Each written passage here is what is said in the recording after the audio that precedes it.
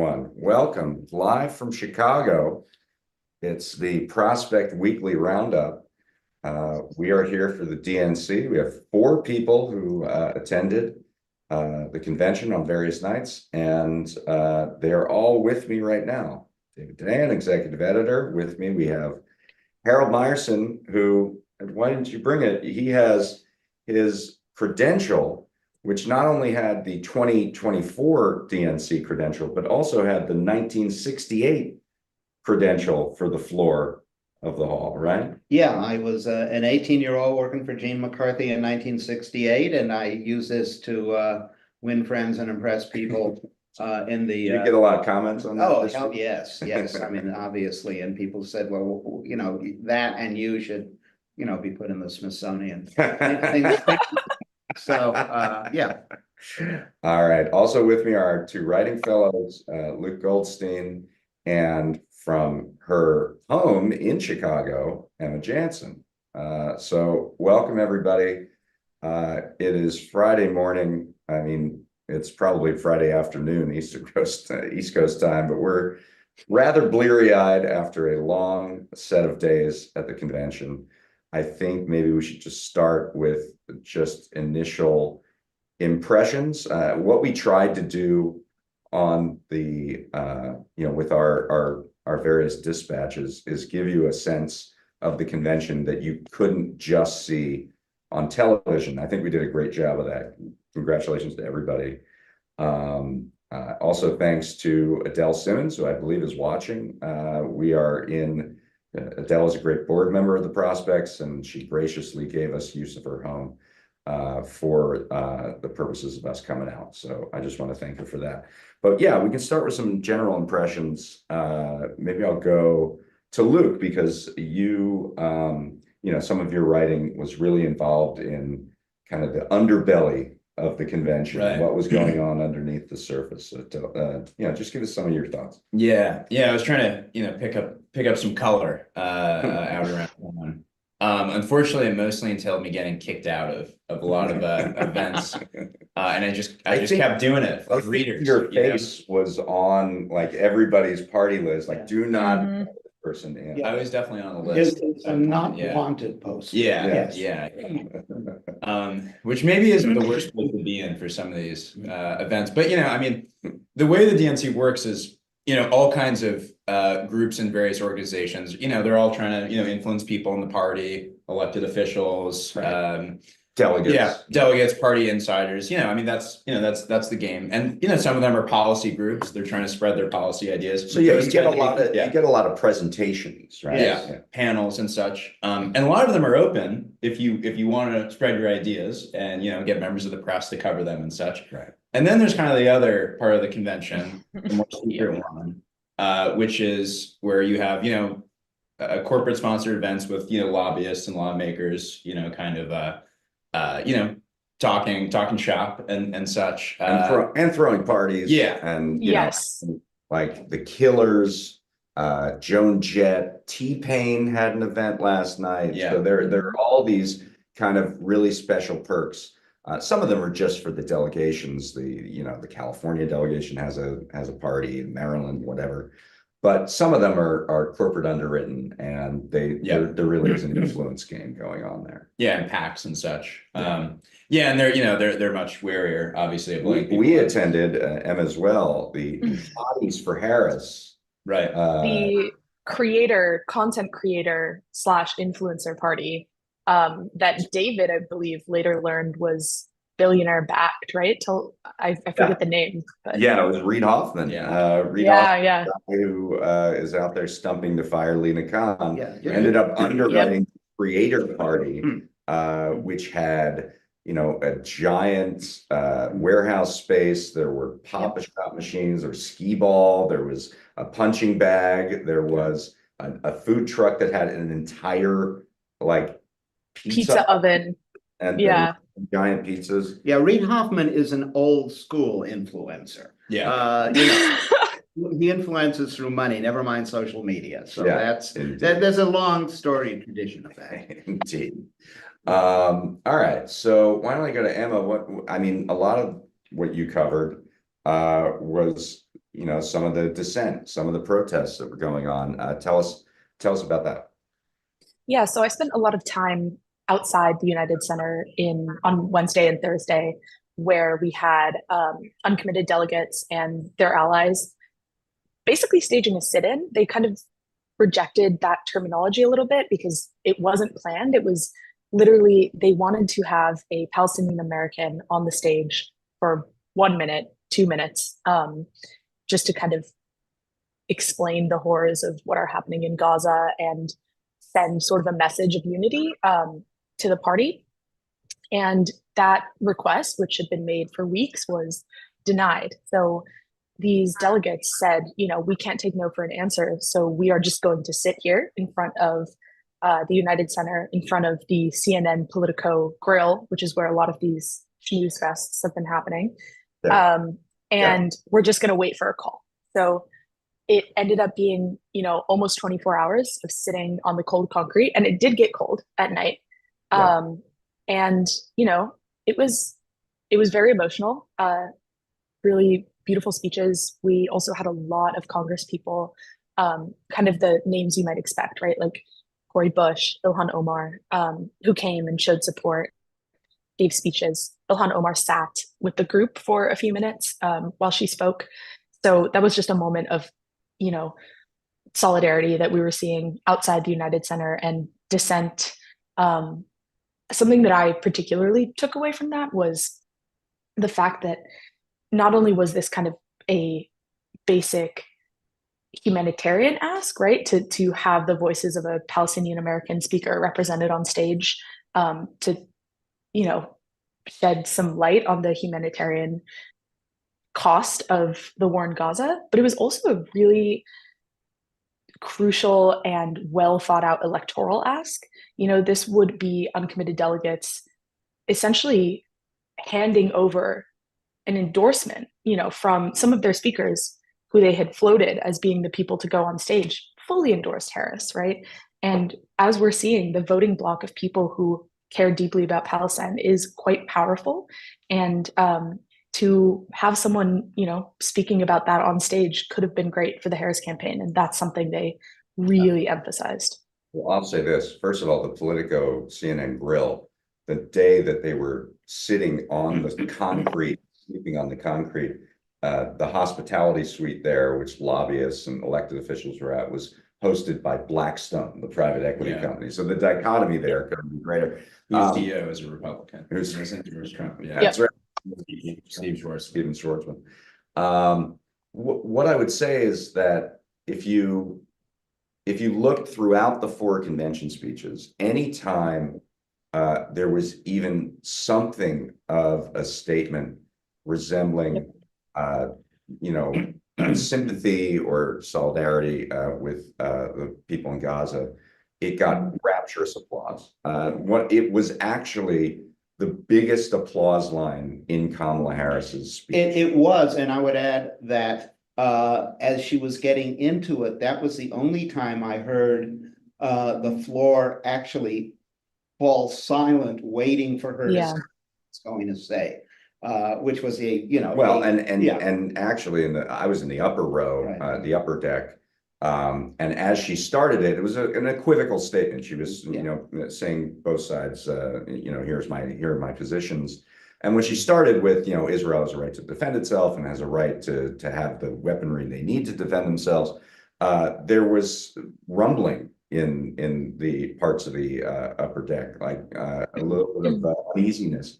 And then when she said, basically a support of Palestinian self-determination, it was the largest applause line that she got the whole night. And the speech itself that Uncommitted had written actually was posted to Mother Jones.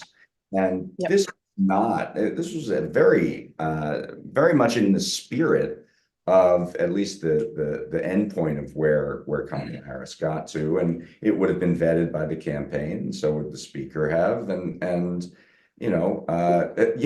for a campaign that and a DNC that was talking about vetting all the time, vetting the speakers, the fact that on the same night that Kamala Harris and the DNC feature Nathan Horns, who was a Corinthian debt striker, this shady for-profit college that ripped him off.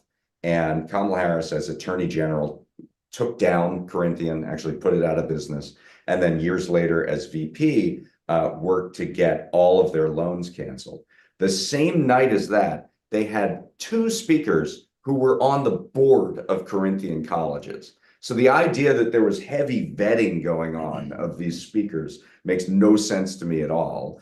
And yet there seemed to be a problem. Now, I mean, if you kind of reason it out, the thing that I assume, and I heard this sort of in the background, but the thing I assume that they're worried about is that there would be a 30-second ad, 2 seconds of which would be whatever speaker saying, I am a Palestinian, and then 28 seconds of October 7th vote, right? Yeah. And so, I mean, I'm not agreeing with this. I'm just saying that's what they were worried about. But the fact of the matter is they could do that now. Keith Ellison, who, you know, once went on Glenn Beck and was asked if he supports our enemies when he was elected back in 2007, he spoke to that, and they could put him up and he said, I'm a Muslim American, and they could do the same damn thing. They could use a snippet out of context of Kamala Harris's speech and say the same damn thing. So it doesn't, the caution and fear was very palpable within the whole thing. And my understanding is there were very particular aides to Harris that didn't want any part of that. Yeah, my sense in terms of audience response on various different nights was kind of heartening. I mean, remember this was not like the 2016 convention in which a third of the delegates were there because of they were Sanders delegates. I mean, you know, self-described Sanders supporters, progressives, whatever you want to call them.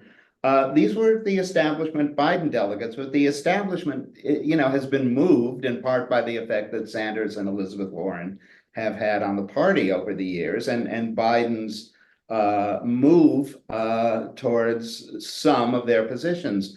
And, you know, it's interesting who got rousing applause and who didn't. I think both AOC and Elizabeth Warren received receptions that in an odd way kind of reflect the ovation that would come when you know, someone was addressing the outrages in Gaza, which is to say all of this is reflective, I think, of a kind of center-left synthesis, which is kind of the basis for the Harris campaign. I mean, they're talking about what you know, the popular majoritarian aspects of progressivism, from, you know, affordable childcare to a greater child tax credit. You know, you're talking family values. Well, we got this. What do you got?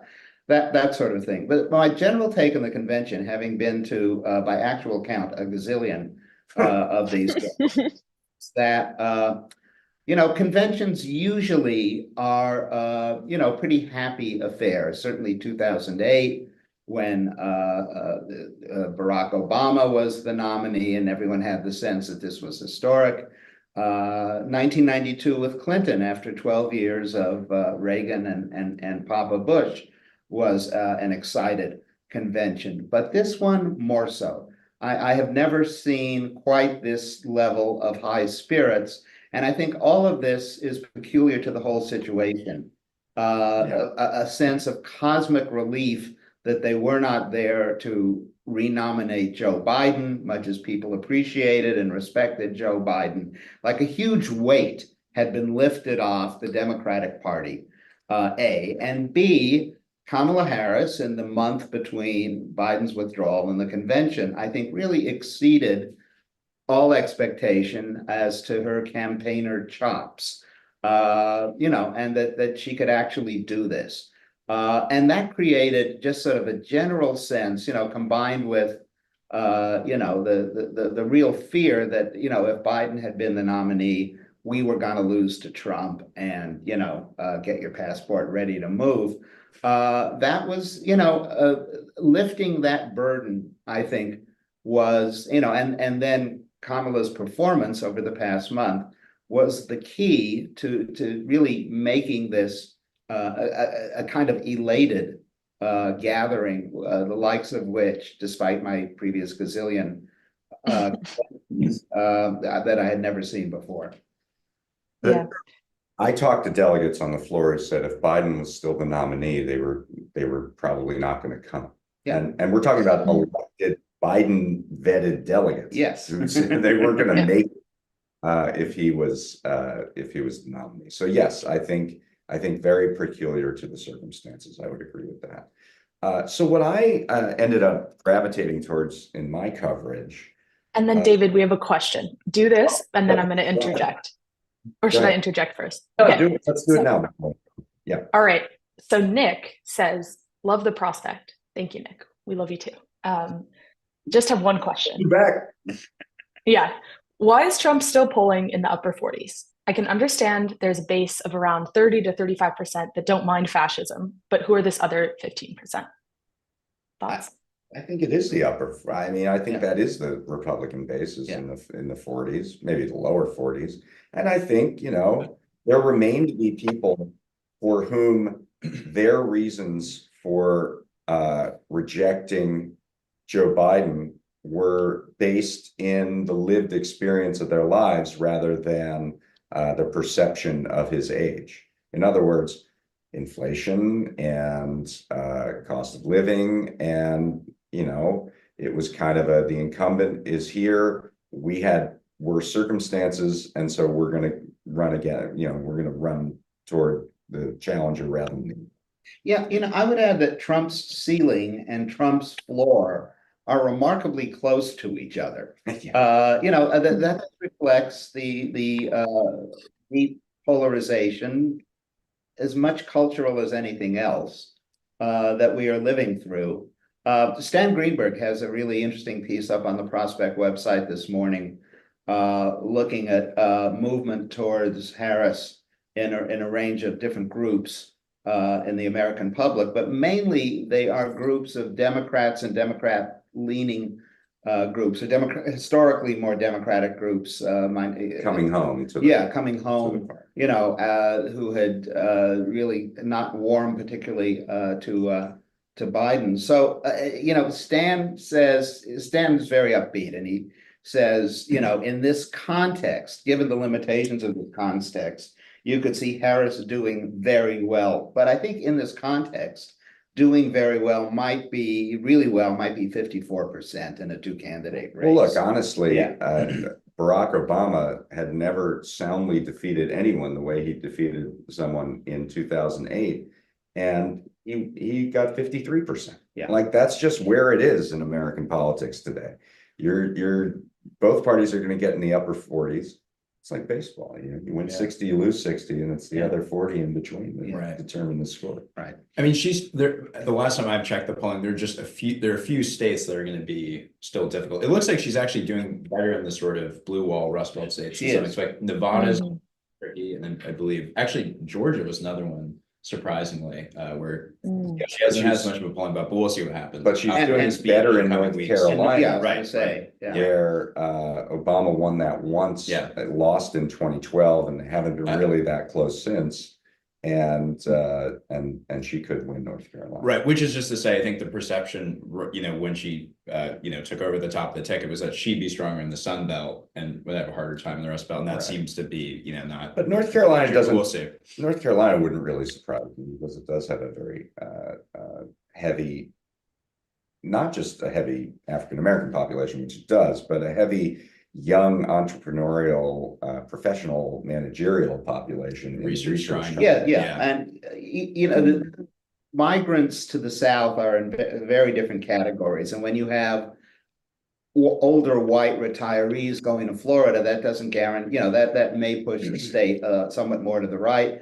When you have people going to the Research Triangle for, a good tech job or academic job, that pushes the state to the left. Yeah. So, and there's also a significant Hispanic population. Yeah. So as I was saying, thank you for the question, Nick. What I ended up gravitating towards in this convention is really trying to peer behind the kind of campaign promises and look at the fairly stark realities. So I started with asking a bunch of lawmakers questions about issue prioritization. What are you going to do first? What are you going to do next? And most of the answers I got were, we're going to do everything. I talked to one congressman and I said, what are you going to do on day one? And he said, well, on day one, we're going to do this. And then on day two, we're going to do this. And then on day three, we're going to do a whole bunch of other things. I mean, if you look at, I think an underrated reason why Biden started to wane after initially, in the first month passing very quickly a very large American Rescue Plan. And then his, some people attribute his loss in polling average to Afghanistan, but I think just as much was the fact of these drawn out year-plus long negotiations where the main person that you heard from in the Democratic Party was Joe Manchin. Absolutely. Because he was the tipping point vote. And he was like setting the agenda of the Democratic Party. And it didn't really ring well with the American public. So to avoid having that again, you kind of got to plan in advance, like this is what we're going to focus on. There's also, because of the vagaries of Senate rules, there's some prioritization that kind of gets baked into the cake.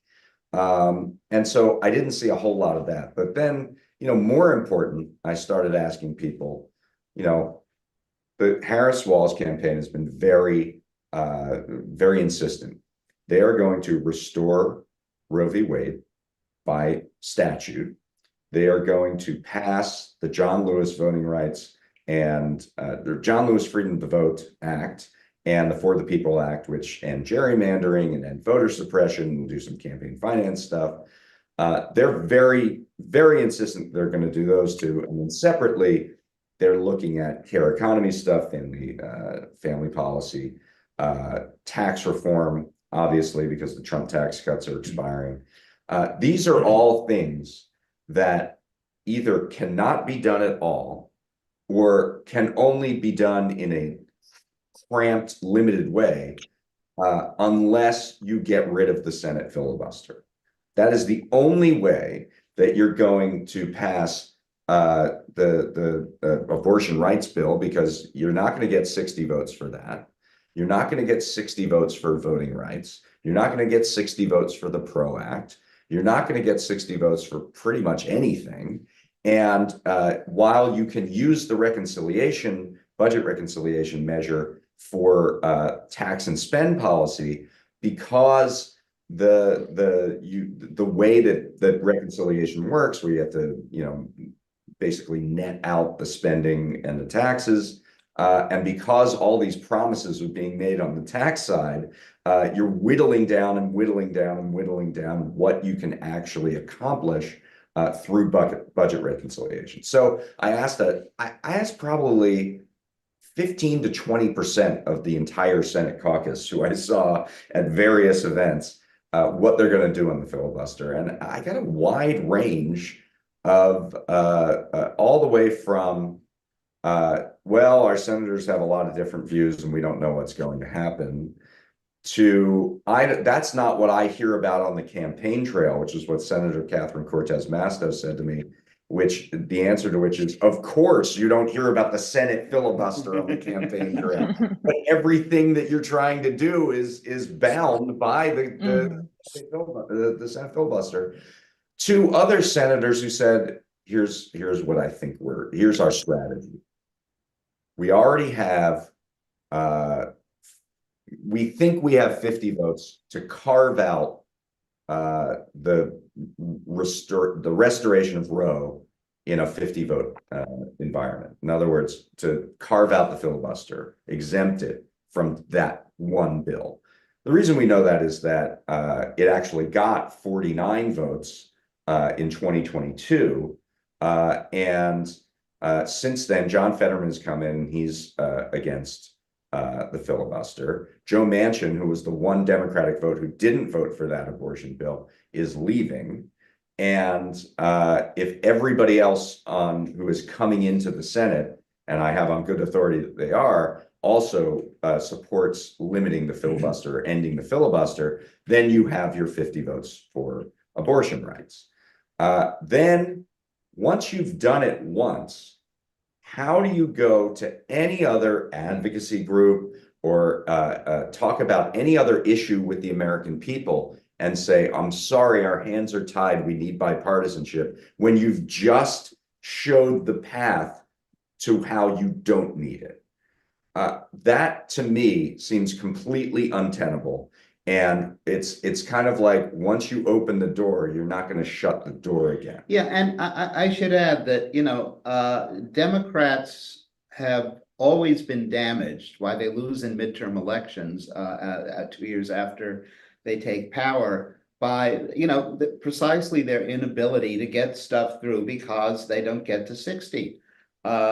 It's the constant making of promises that you can't keep. Right, and but there was also a division somewhat in which I think the newer Democrats coming in, and this has been going on now for several years, are usually pretty willing to scrap the filibuster. Right. When you had older institutionalists like the late Dianne Feinstein, less so. A change of personnel is helpful, certainly. I think the people to watch here are Dick Durbin, Jack Reed, some of the older members. Yeah, Warner from Virginia. Warner from Virginia, who always sort of positions himself in the centrist fashion. Right.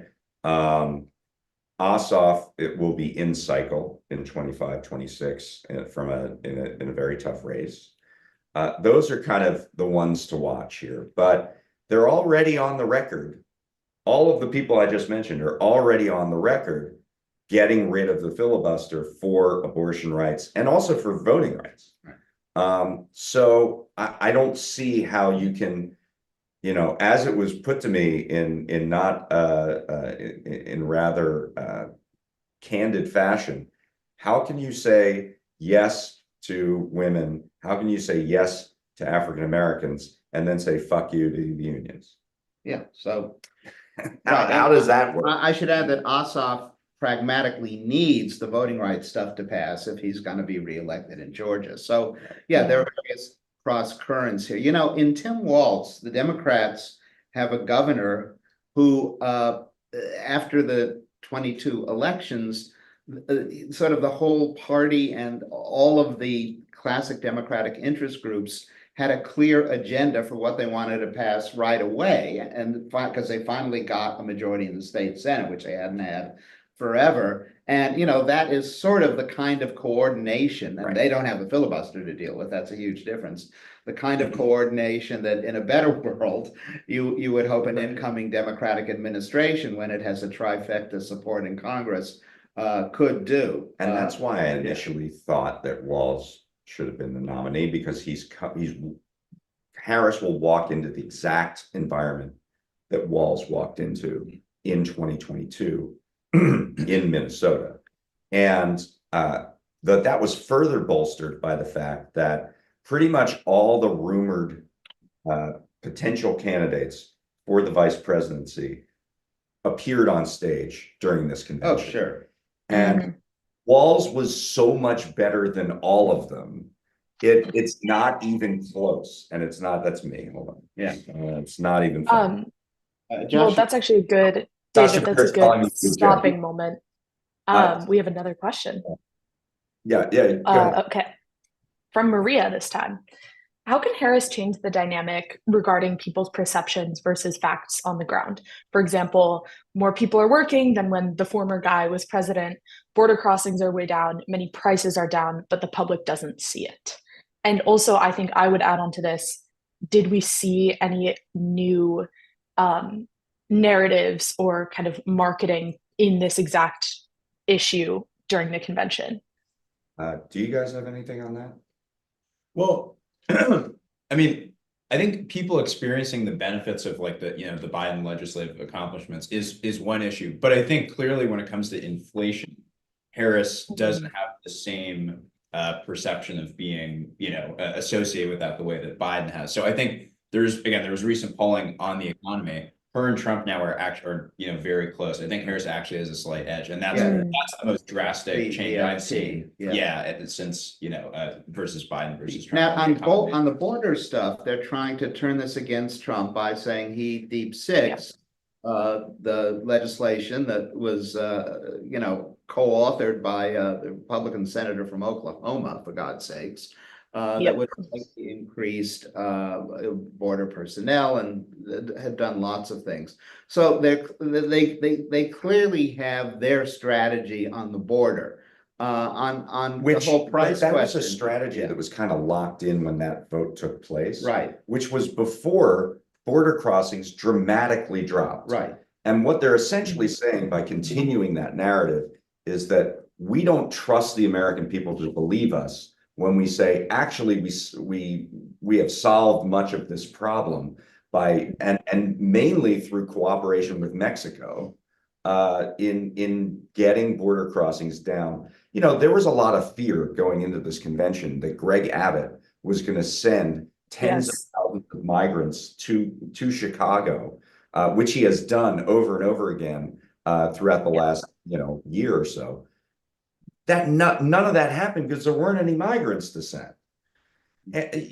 But the Democrats seem to be wedded to this narrative of we can diffuse this because of this one vote, rather than saying, actually, we have worked on this problem and it's been very successful. And we think that immigrants, much like Kamala Harris's own mother, enhance the life of and the economy of America, and we ought to find a way to find a path. Well, there was some of that in the convention, and you know, Emma, we're going to you next. Yeah. Yep. No, Harold, go ahead. Finish your thought. No, I just said that there was some of that in the convention.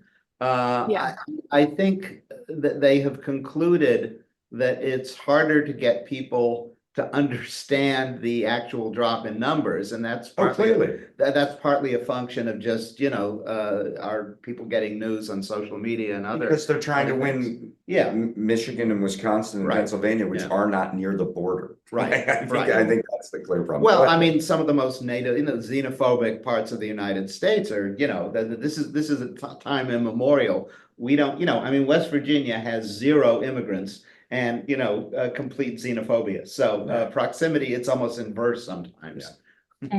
Well, the one thing that I was thinking about a lot tonight or last night, oh God, that doesn't, that kind of gets at this question specifically at the immigration issue is they, as much as, you know, like you said, David, they are kind of doing this narrative of you know, Harris's mother is an immigrant. Immigrants make us strong. Last night was a very law and order focused night, I think, is actually what I took away from it more than anything. I think the official theme was like America's future or futures or something, but it really felt like a night where there were conversations about the military. We had the line in Harris's speech about creating the most like lethal fighting force.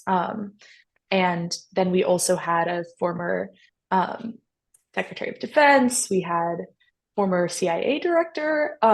So it felt like a very, sorry? Board member. He's also the Corinthian board member, Leon Panetta. Yeah, there you go. There you go. Yeah. But so I do think that Democrats are sort of conceding, like, to the point of Maria's question, like, they can tell that people aren't understanding that border crossings are a way down. And so they're amping up this rhetoric of we need to send people to the border. We need to militarize the border. We need to keep funding, you know, police efforts down there. And I really saw and heard that last night. I don't know if that struck true for you three when you were in there or watching on TV, but I thought it was pretty intense. But what I wrote, you know, this last night after Harris spoke, was that every woman who runs to head a nation at some point has to call on sort of their inner Maggie Thatcher, much as they don't want to be Maggie Thatcher. This gets, I think, to the whole question of how a woman becomes credible enough with male voters that they believe she will effectively, defend the country and its values. Now, she has an advantage in that Trump doesn't even know what our values are. So she, and therefore she, can support NATO and he doesn't. But I think, this is, I think, inevitable when you have a female, unfortunately, when you have a female candidate. There was a clear message of reassurance to them who need to be reassured that she will defend the United States, even though she is a woman. And that's always part of what, women running for that kind of office usually have to do. Right. And I mean, but let's just say, like, this is where it does come back to, I think the perspective of the unknown movement and their frustrations, right? We heard through the whole week, this is a big tent party. We're bringing all different kinds of coalitions into the fold, Exactly. Republican, staffers, Trump's communications press secretary who gave a speech. Well, Adam Kinzinger gave a really powerful Kinzinger, speech. Yeah. That was all across the week, but not a Palestinian speaker. I think that's the frustration. I mean, these conventions aren't for us. I mean, they're certainly not for me. What they're trying to do is reach people who are undecided in the country. And if you are undecided in the country, you're probably, a little more moderate. You probably don't have a college degree. So in that sense, I'm going to give a little bit of latitude. But here's what I would say. I actually had a number of problems with the content of the speech. I think the presentation was great. I think that part of the joy, I mean, the vast majority of the joy, the vibes, is because it's just not Biden there and it's Harris. But another part of this is that they started running in a very different way. Joe Biden was about defending democracy, giving like these intoning speeches about democracy that were very dark and warning this dark side ahead for Trump. And it was very weighty.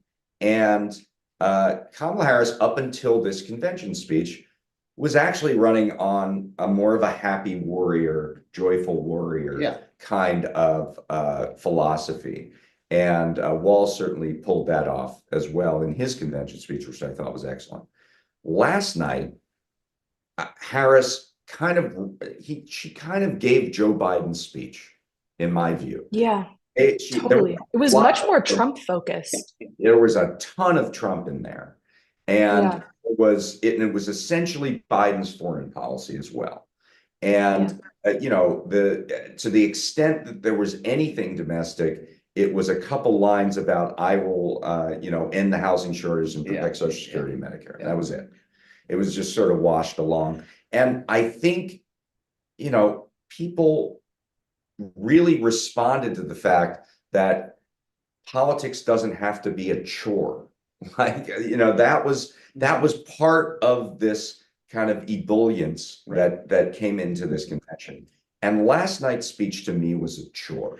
Yeah, and in my piece that posted this morning, I kind of quoted the paragraph where Harris outlined her domestic economic policies, which was, from an altitude of several light years. I mean, it was really quick and really abstract and much more concrete on indicting Trump.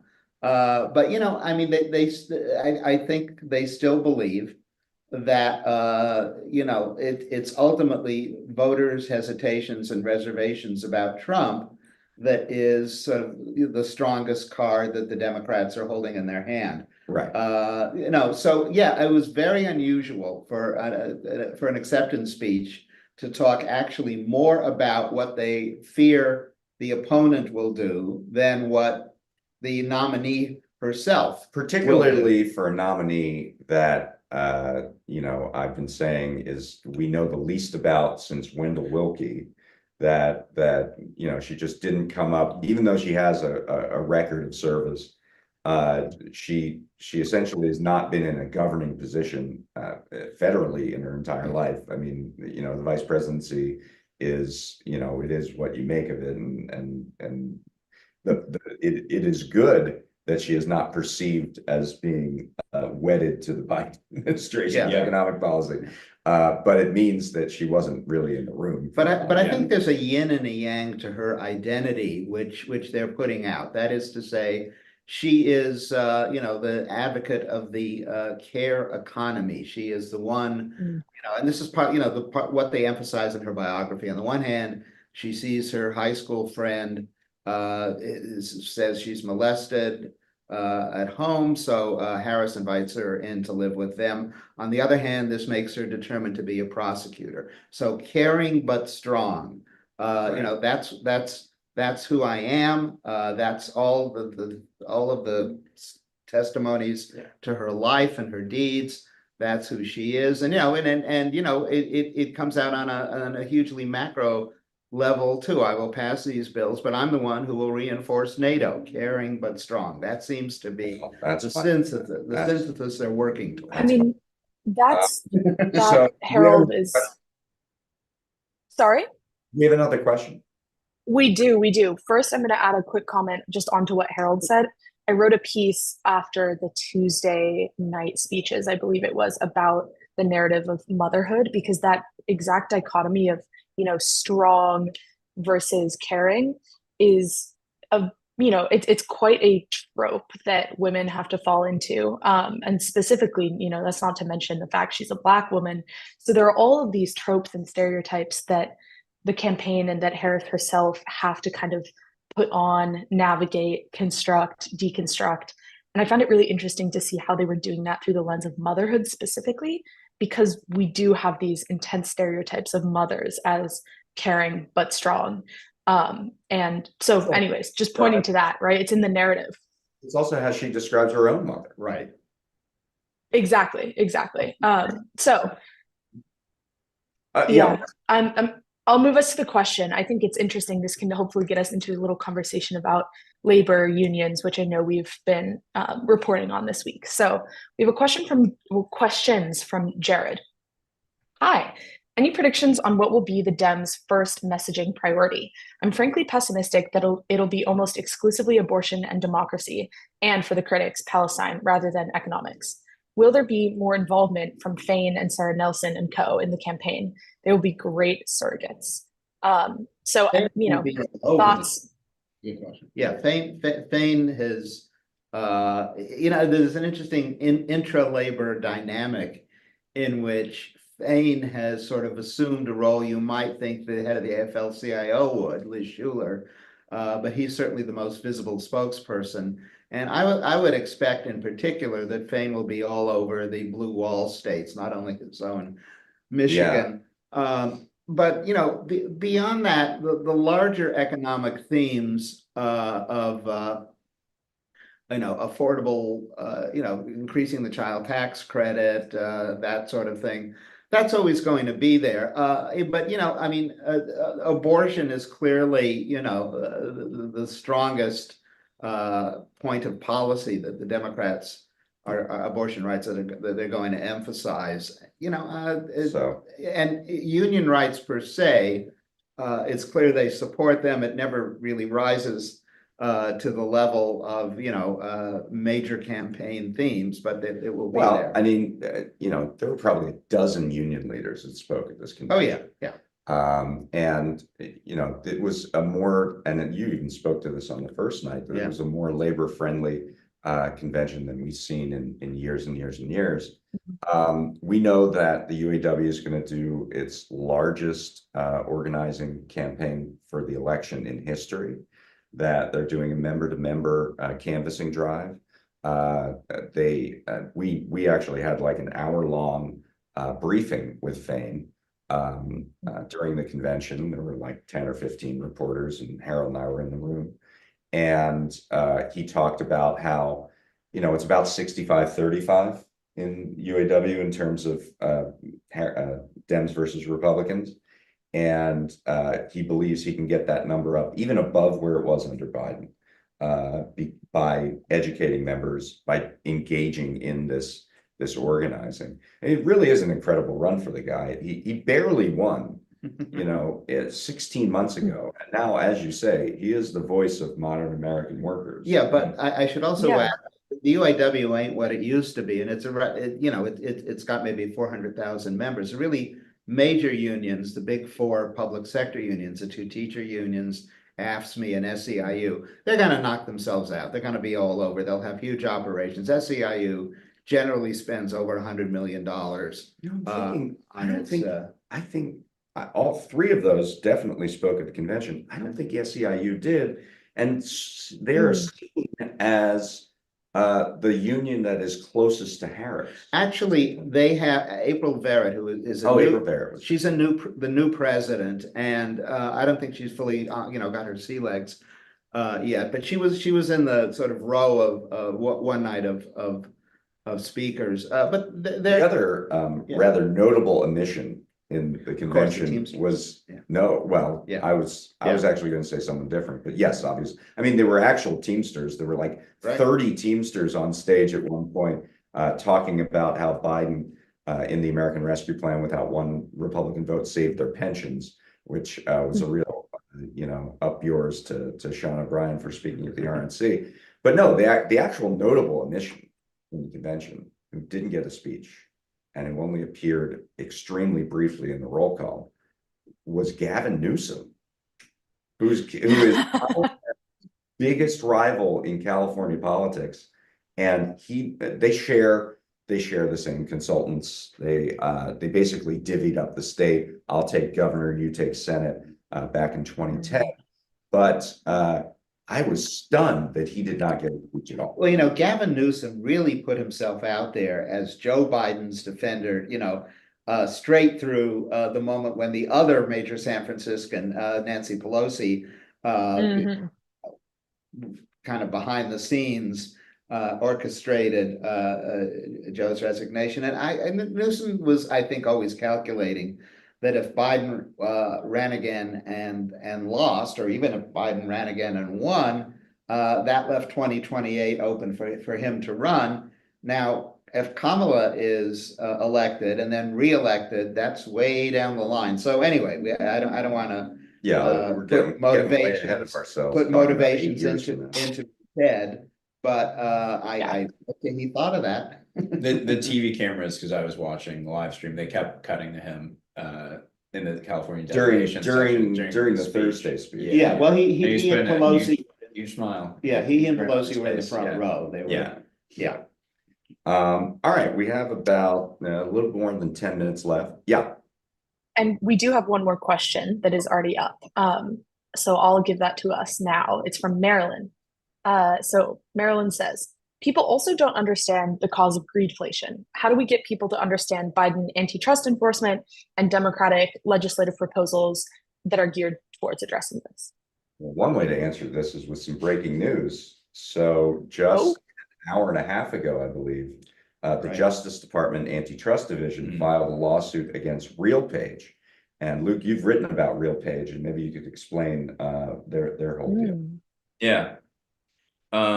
Yeah, I mean, I think this one's a big deal because housing affordability is, just a top concern for most voters.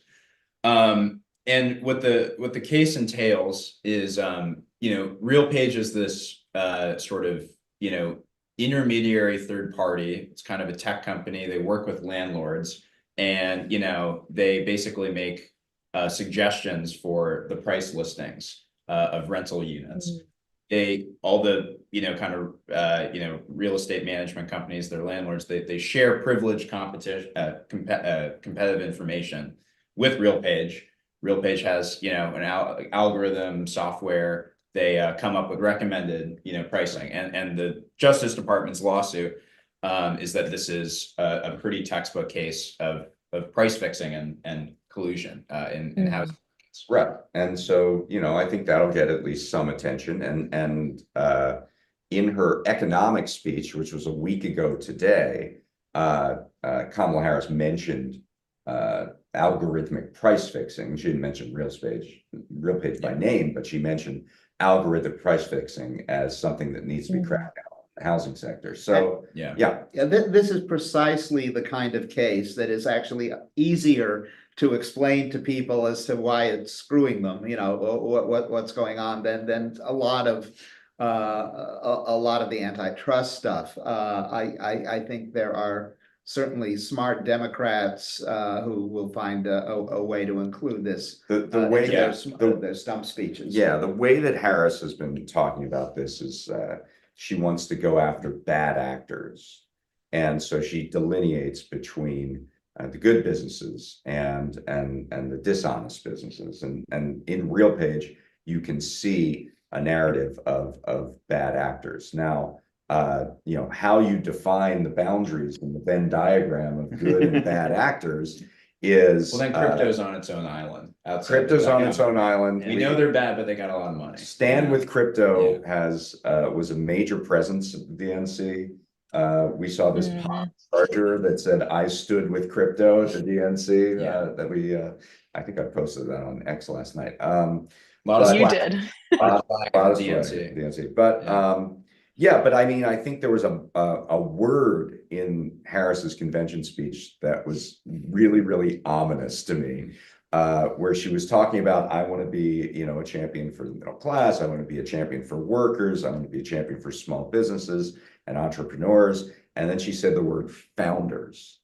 And founders is Silicon Valley speak, if you've ever heard one. The fact that the word founders got in there was a huge dog whistle to Silicon Valley. That it's just colloquial to California, man. That's like saying y'all, you know, if you read all, like, if you look, that's how we refer to each other. Talk about the economic speech. Tech doesn't really make an appearance in it, and I think there is some concern that some of the largest actors in this economy will not be touched by this good actor, bad actor dichotomy. And the fact, of course, that Kamala Harris's brother-in-law is still the general counsel of Uber. And spoke. He spoke at the stage. A brief sort of, you know, say nothing presentation. Right. But you know, if there's a soft underbelly, you know, he is it. And I don't want this to be a situation where my head literally explodes on this YouTube. So I'm not going to mention any of the mortgage crisis stuff. Oh my gosh. We'll just move on from that. But I think there's another question. There is indeed. So these are two related questions from Mike. Mike says, a federal judge in Texas seems to have stopped implementation of the FTC's non-compete rulemaking. Can you speak to where this goes? Next steps that the FTC will take to implement this rule? Also, is there a plan moving forward so that a single judge in Texas can't stop progressive policies? Fantastic question. Right. So yes, we now have a split in the federal courts. Earlier, a judge in Pennsylvania allowed the non-compete ban to go forward. It was supposed to go into effect on September 4th. Now you have this judge in Texas saying, although there's some question as to whether she has the authority to do it, saying that you know, this should be enjoined. So obviously this is going to end at the Supreme Court. You have you know, differing opinions on the federal at the federal district court level, and so this is going, typically when you have something like that, it goes up the chain. Obviously it's going to be appealed. Both of those are going to be appealed by the other side, and it's going to go to the Supreme Court. In terms of the Texas situation, and we're going to have more on this. We're going to have a lot more on this actually in the coming weeks. But this is a huge debilitating problem. You have this judge shopping where conservative groups, and by the way, liberal groups do this too. They go to the Ninth Circuit. They go to California.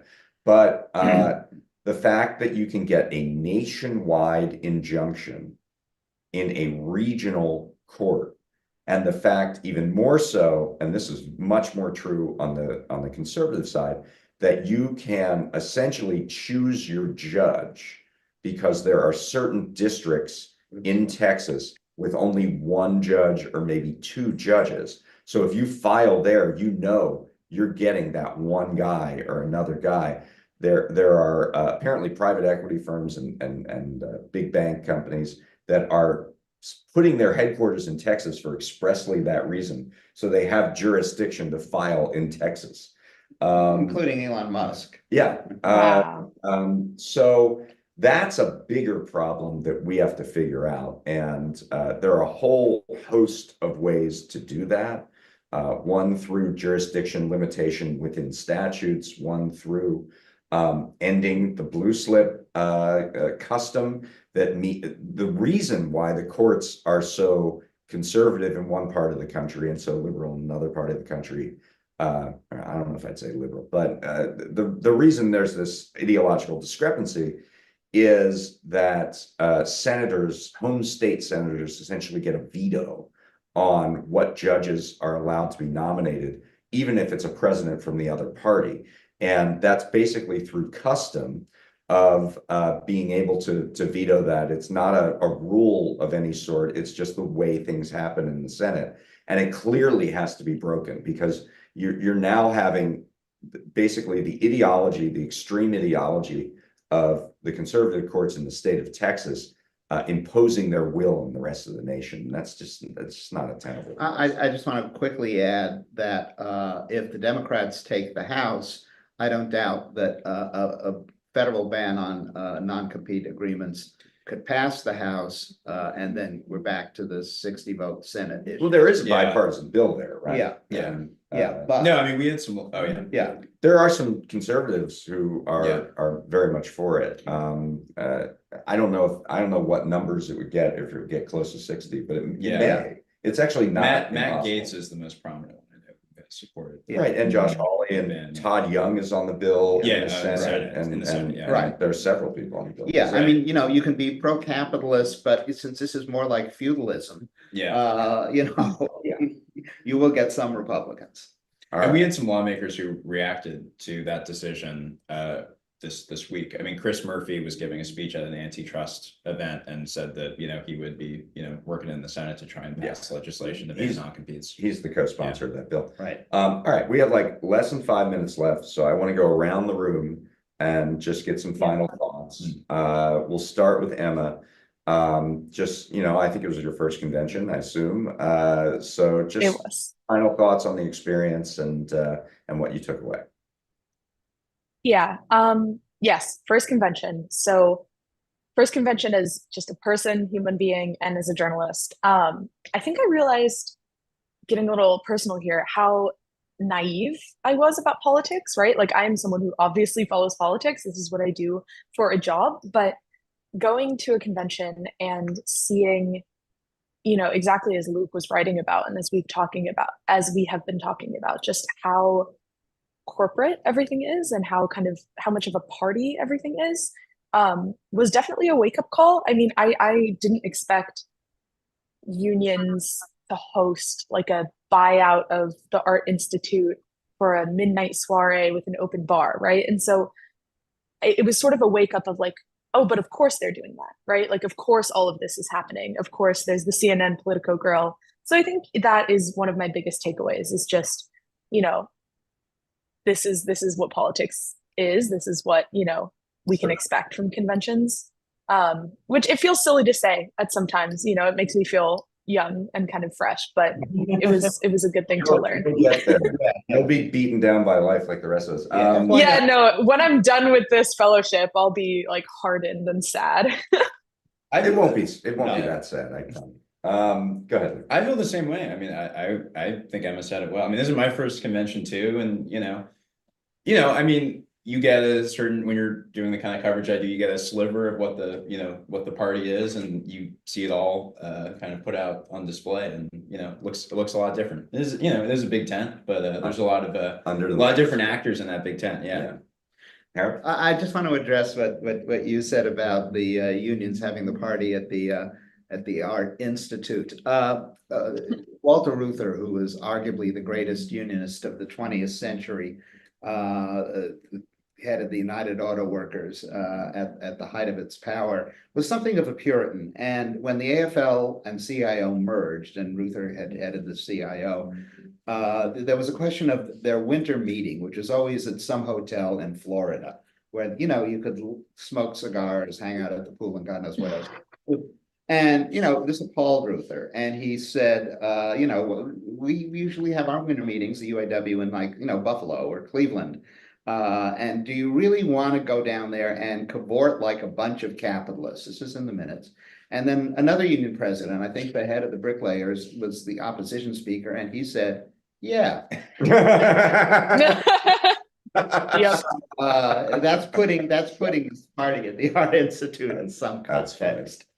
Yeah. Well, what I would say is that the getting back to what you talked about, Harold, at the beginning of being this more jubilant convention than has been seen in your rich experience with this. I think Democrats are really excited, relieved, joyful, happy. But this is a really close election, and Donald Trump could easily win. And I think that the vibes have overstated the fact that there is a path to victory for both candidates, and it's going to come down to the wire. And then, of course, the question becomes, will the Republicans and will Donald Trump specifically accept a result that is not favorable to him? And all experience that we have from him suggests the answer is no. So we may be joyful now, but we're headed towards some more rough waters in the weeks and months ahead. But we'll be there to cover it. I want to thank everybody who tuned in and who read our stuff. It was really an incredible week. I want to thank all you guys. It's something like 20 stories or 25 stories. It's a really, really large number of what we put out this week. Thanks to Gabrielle Gurley and Robert Kuttner back doing the editing. Thanks to Susanna Beiser for her great work producing. That was a very irregular schedule for us. A lot of late nights, a lot of early mornings. And I just want to thank you guys. I think we did a dynamite job bringing this convention to you. We will be back next week on the Roundup at 12:30 Eastern. And we will all be safely in our homes, and we'll have more to bring you. More sleep. Yes. And we'll bring that to you throughout this election season. So stay tuned. So thanks a lot, guys. Take care. Thanks, everyone.